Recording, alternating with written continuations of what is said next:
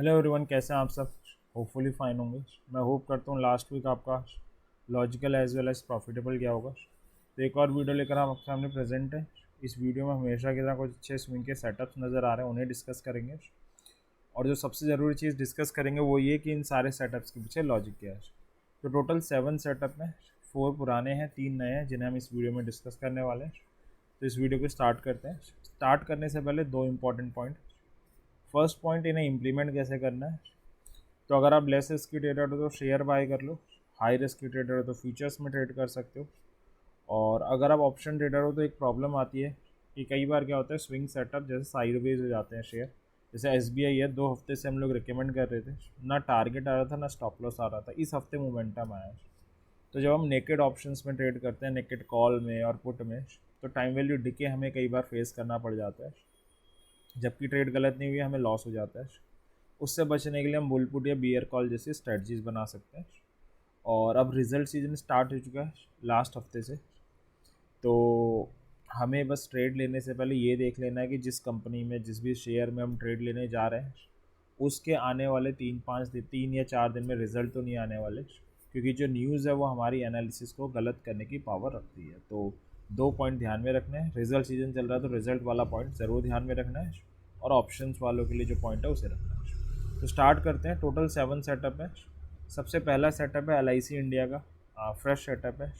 925 का एक important level है, जहाँ पर इसने पियर्सिंग पैटर्न बना के 8 अक्टूबर को रिबाउंड किया था। फ्राइडे जो मार्केट में रिकवरी आई है, थ्रस्टिंग या बुलिश काउंटर अलाइन पैटर्न बनाया सेम लेवल। डबल बॉटम की एग्रेसिव एंट्री बनी हुई है, एक अच्छी ट्रेड इसमें बन सकती है।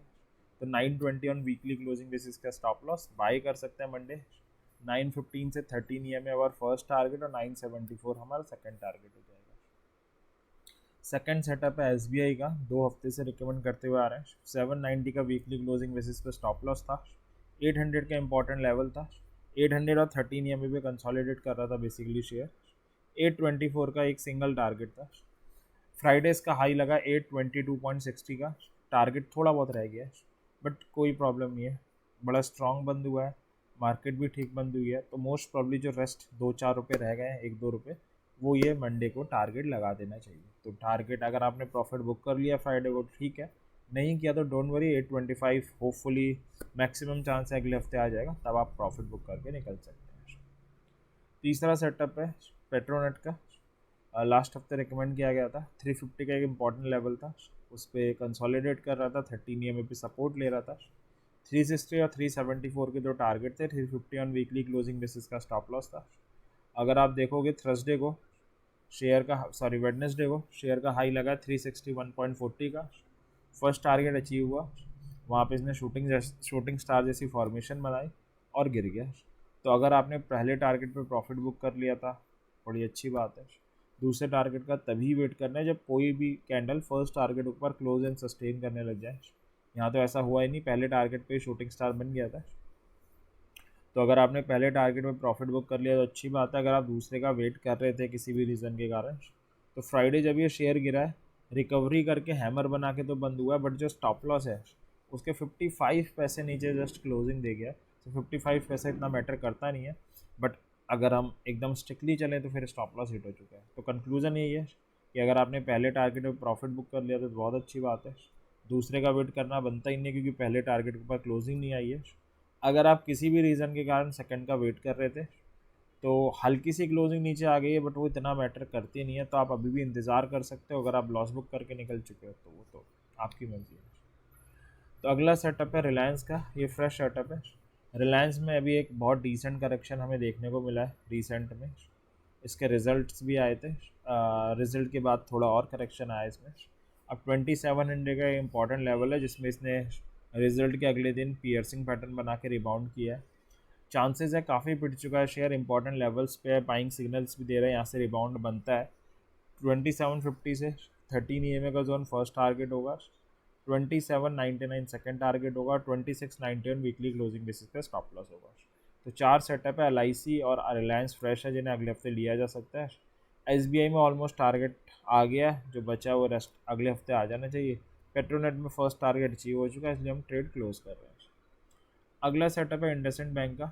ये भी लास्ट हफ्ते रिकमेंड किया गया था क्यों रिकमेंड किया था? 1350 का एक इम्पॉर्टेंट लेवल है इसका, जिसमें इसने जो अगस्त में रैली ली थी इसी लेवल पे कंसोलिडेशन के बाद ली थी, उसी लेवल पे अगेन कंसोलिडेट हो रहा है शेयर। 1325 का ऑन वीकली क्लोजिंग बेसिस पे स्टॉप लॉस, 1375 से 13 EMA का जोन फर्स्ट और 1399 के दो टारगेट थे। ट्यूसडे को इसका हाई ऑलमोस्ट 1375 का लगा है। तो आपने अगर प्रॉफिट बुक कर लिया पहले टारगेट पे तो अच्छी बात है, अगर नहीं किया तो वेट करना नहीं चाहिए था, क्योंकि 1375 इसका एक इम्पॉर्टेंट लेवल है, उस पर जाके इसने डार्क क्लाउड कवर जैसी फॉर्मेशन बनाई थी और गिर गया। तो अब क्या करें? सिंपल है, अगर आप प्रॉफिट बुक करके निकल चुके हो गुड थिंग है, वेट कर रहे तो कर लो, स्टिल अपने कंसोलिडेशन जोन में ही है, स्टॉप लॉस के ऊपर है, अगले हफ्ते होपफुली चल जाएगा। अगला सेटअप है टाटा मोटर्स का, फ्रेश सेटअप है, ये भी एक डिसेंट करेक्शन में चल रहा है शेयर। 900 का एक इम्पॉर्टेंट लेवल है शेयर में, आज का नहीं काफ़ी महीनों का इम्पॉर्टेंट लेवल है, और उस पर इसने डबल बॉटम की एग्रेसिव एंट्री बनाई हुई है पियर्सिंग पैटर्न के साथ। तो इस ट्रेड को भी लिया जा सकता है। 925 से 13 EMA first target, 949 second target, 895 को ऑन वीकली क्लोजिंग बेसिस पे स्टॉप लॉस होगा, और 900 हमारा इंपॉर्टेंट लेवल है। लास्ट सेटअप है बाटा इंडिया का, जो लास्ट हफ्ते रिकमेंड किया गया था। 1400 का इंपॉर्टेंट लेवल था, उसको गेन करके बंद हुआ था। 1375 का वीकली क्लोजिंग बेसिस पे हमारा गया था, स्टॉप लॉस था। 1449 का एक सिंगल टारगेट था, बस एक ट्रिगर था कि अगर मंडे को 13 EMA के ऊपर सस्टेन करे तो बाई कर सकते हैं। मंडे की कैंडल है, मंडे इसने बकायदा 13 EMA के ऊपर सस्टेन किया था, फ्राइडे क्लोज देकर गया था। ट्यूसडे को शेयर ब्लास्ट हुआ है, जो टारगेट है था वो सक्सेसफुली हिट कर दिया 1454.90 का।